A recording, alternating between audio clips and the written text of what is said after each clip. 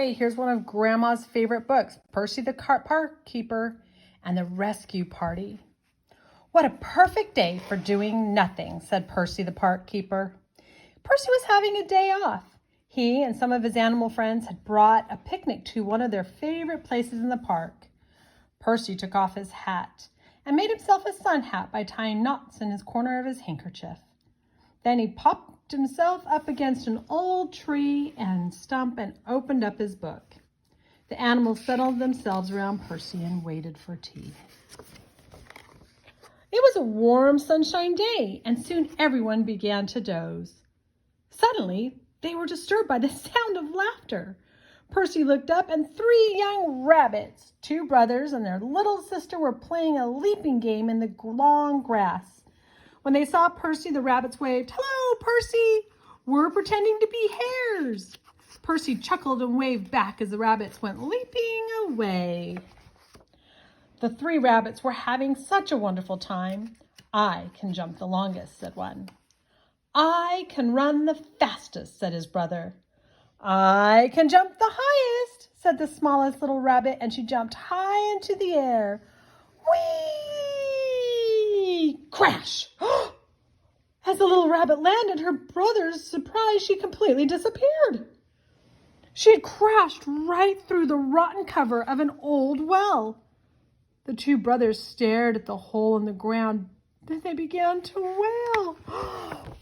"Help! The ground has eaten our sister! Help! Somebody help!" Somebody, of course, meant Percy. The 2 rabbits went straight to him and told him what had happened. The other animals looked very worried. "Okay, there's no water in the well," he said, "but it is very deep."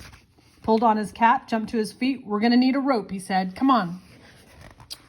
Percy raced away with the animals following behind him, and before long he was heading back to them towards the old well. Over his shoulder, Percy had a long rope. Percy cleared away all the rotten wood that had covered the well and peered into the dark hole. He couldn't see the little rabbit. She was perched on a log that had wedged itself halfway down the well. "Hello!"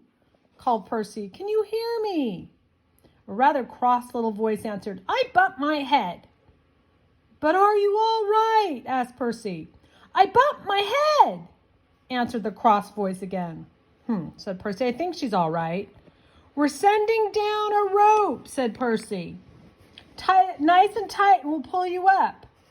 Percy lowered the rope onto the well. The little rabbit wasn't sure what she was supposed to do, so she tied it tightly to the log that she was sitting on. "Now, heave-ho," said Percy. Percy pulled on the rope, but nothing happened. He pulled again. "What has she been eating?" he muttered. "She weighs a ton." He pulled once more, but still nothing happened. Percy frowned. "All right," he said, "let's see what we can do together." Now down in the well, the little rabbit was beginning to get used to the darkness. As she gazed around, she noticed that there was a small opening at the wall of the well. "I wonder where that leads to," she said. At the top of the well, the rescuers lined up behind Percy, ready to pull on the rope. "Ready?" shouted Percy. "Heave!" Something in the well moved. "Keep going, she's coming," he said. The rescuers pulled and pulled. They grunted and groaned and squeaked and quacked. Up came the rope, and as it reached the top, the rescuers got a terrible surprise. There was no little rabbit on the end of the rope. They had all pulled up from the well what was a great big log. "Well, I'm blessed," said Percy. "What happened to her?" "Oh, no, she's turned into a log," said the fox. "She's at the bottom of the well," said the squirrels. "She's lost forever," wailed the rabbits.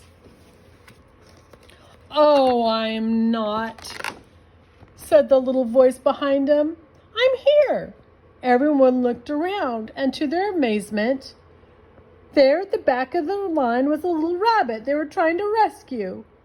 "I thought I'd help you," she said. "What are we doing?" Look at this. Percy and the animals began to laugh. They laughed and laughed until they couldn't stand up. "How did you manage to get out?" Percy finally said at last. "It was easy," she said. "I found a secret passage. It comes out just over there." "Well, I never," said Percy. "Well, well, well.